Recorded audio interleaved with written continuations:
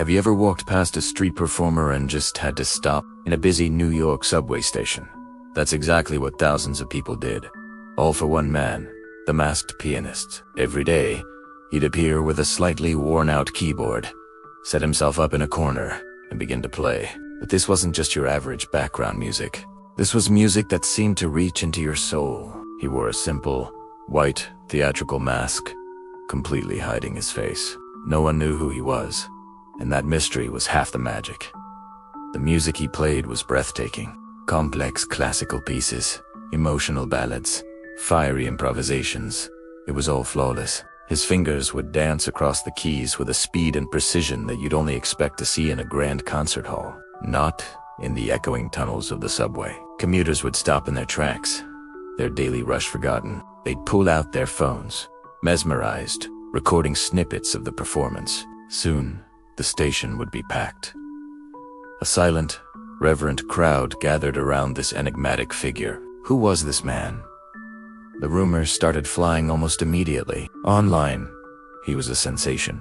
Hashtags like #MaskedPianist and #SubwayMaestro trended for weeks. People were convinced he had to be a famous musician in disguise. Was it a publicity stunt for an upcoming album? Maybe a world-renowned concert pianist who just wanted to connect with a raw audience, away from the stuffy atmosphere of formal venues. Some even speculated he was a celebrity who had run away from the pressures of fame, seeking solace in anonymity. The theories were endless, each one more glamorous than the last. Everyone wanted to unmask the mystery, to know the story behind the incredible talent. One day, a young vlogger decided to do more than just record a short clip. She stayed for his entire 3-hour set, capturing not just the music, but the reactions of the crowd, the atmosphere of pure awe that he created. She uploaded the full video to her YouTube channel, titling it, "Who is the Masked Pianist of Grand Central?" The video exploded. Within 48 hours, it had millions of views. News outlets picked up the story, and the masked pianist became an international phenomenon. Everyone was asking the same question. Who is this genius? Far away, in a quiet European city, a retired conductor named Mr. Petrov was scrolling through the news on his tablet. He clicked on the viral video, curious about the hype. The first few notes played, and he froze. His heart started pounding. He knew that style. He knew that phrasing, that unique emotional weight behind every key press. He leaned closer, listening intently as the masked figure flawlessly executed a notoriously difficult Rachmaninoff concerto. A piece he had conducted many times. There was no doubt in his mind. He would recognize the playing anywhere, his hands shaking slightly. Mr. Petrov called the former first violinist of his old orchestra. "Anja," he said, his voice urgent, "you need to watch this video. It's him. I'm sure of it. It's Daniel." On the other end of the line, Anja was skeptical.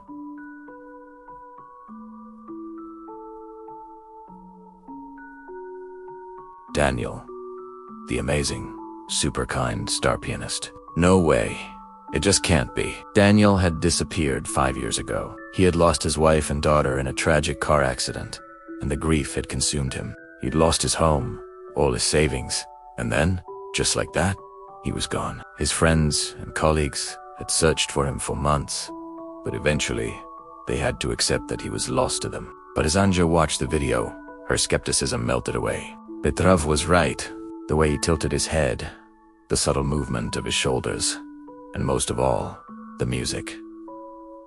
It was Daniel's signature. It was his soul, poured out onto the keys. The old orchestra members quickly connected online, all watching the video, all coming to the same heartbreaking, hopeful conclusion. They had found their lost friend. Immediately, they pooled their resources and booked a flight to New York.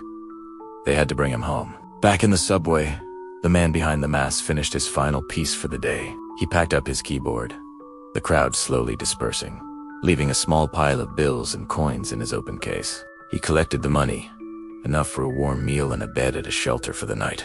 His name was indeed Daniel, and the rumors couldn't have been more wrong.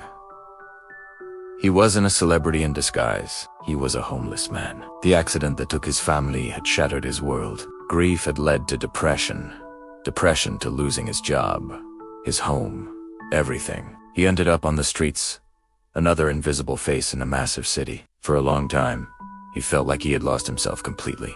He was just a ghost, haunted by memories. One day, he found a discarded keyboard next to a dumpster. It was old, and a few keys were sticky, but it worked. He took it to the subway, not to earn money, but for a much deeper reason. He put on a cheap mask he'd found, not for mystery, but because he was ashamed to show his face. He played to feel human again. When his fingers touched the keys, he wasn't a homeless man. He was a musician. He was a husband. He was a father. The music was the only thing he had left that connected him to the man he used to be. The next day, as Daniel was setting up in his usual spot, a group of people approached him. He looked up, and through the eye holes of his mask, he saw familiar faces. Anja, Mr. Petrov, his friends from the orchestra. Tears were streaming down their faces. "Daniel," Anja whispered, her voice choked with emotion. "We found you.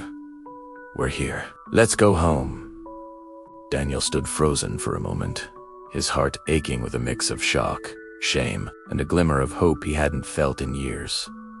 He slowly reached up and took off the mask. The crowd that had started to gather gasped. This was the face of the maestro, weathered by hardship but with eyes that still held the fire of a genius. The reunion was emotional and overwhelming. His friends didn't see a homeless man. They saw their brilliant, beloved Daniel.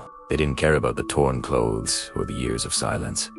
They just wanted their friend back. They brought him back to Europe, got him the help and support he needed to heal from his trauma and grief, and helped him get back on his feet. It wasn't an easy journey, but with the love of his friends and the power of his music, Daniel slowly began to rebuild his life. A year later, the grand concert hall was sold out.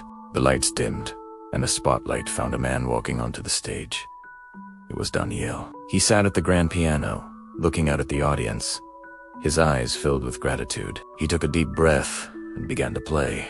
The music that filled the hall was more beautiful and profound than ever before. It was the sound of a man who had been to the darkest depths and found his way back to the light. It was a testament to the fact that even when life strips everything away, true talent and the human spirit can never truly be extinguished. It survives, waiting for its moment to shine again. Thank you so much for watching. If this story touched you, please hit that like button and subscribe for more content that inspires. Remember, everyone you meet is fighting a battle you know nothing about. Be kind, always.